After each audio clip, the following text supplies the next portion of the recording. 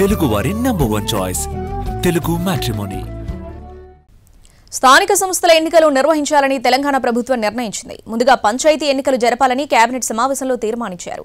గతంలో విడుదల చేసిన షెడ్యూల్లో ఎంపీటీసీ, జెడ్పీటీసీ ఎన్నికలు ముందుగా జరపాలి అనుకున్నారు. ఇప్పుడు మాత్రం పంచాయతీ ఎన్నికలంటున్నారు. ముందుగా పంచాయతీ ఎన్నికల ఎందుకు? దీని వెనకాల ఏమైనా వ్యూహముందా? Let's watch.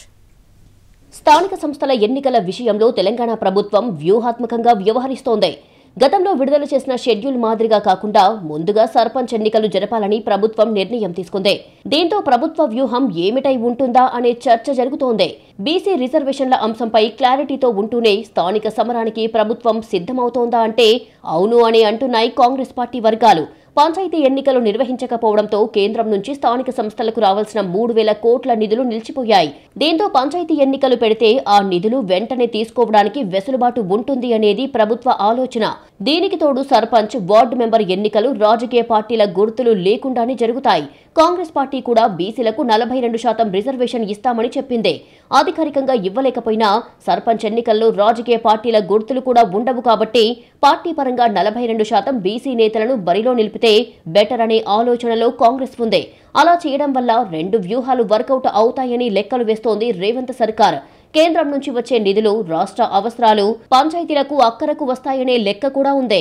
ఎంపీటీసీ, జెడ్పీటీసీ ఎన్నికలు పార్టీల గుర్తుల మీద జరుగుతాయి. హైకోర్టులో బీసీ రిజర్వేషన్ల అమలుకు సంబంధించిన జీవోపై కేసు నడుస్తోంది.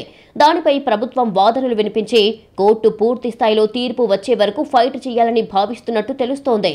ఓవైపు బీసీ రిజర్వేషన్ల కోసం కొట్లాడడం, మరోవైపు పరిపాలనా పరంగా ముందడుగు వేయడం లాంటి అంశాలపై చర్చ నడుస్తోంది. స్థానిక సంస్థల ఎన్నికలు పెట్టాలని కోర్టుల నుంచి కూడా ఒత్తిడి ఉంది. పంచాయతీ ఎన్నికలు నిర్వహించేసి ఎంపీటీసీ, జెడ్పీటీసీ ఎన్నికల కల్లా 42% బీసీ రిజర్వేషన్ల సాధనకు ప్రయత్నాలు కొనసాగించాలని ప్రభుత్వం నిర్ణయించింది.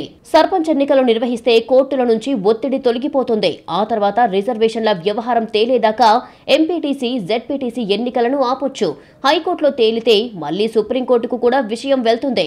అందుకే రిజర్వేషన్ల వ్యవహారం తేలాకే ఎంపీటీసీ, జెడ్పీటీసీ ఎన్నికలు జరుపుకోవచ్చు. ఇలా ద్విముఖ వ్యూహంతో రేవంత్ రెడ్డి ప్రభుత్వం అడుగులు వేస్తోంది.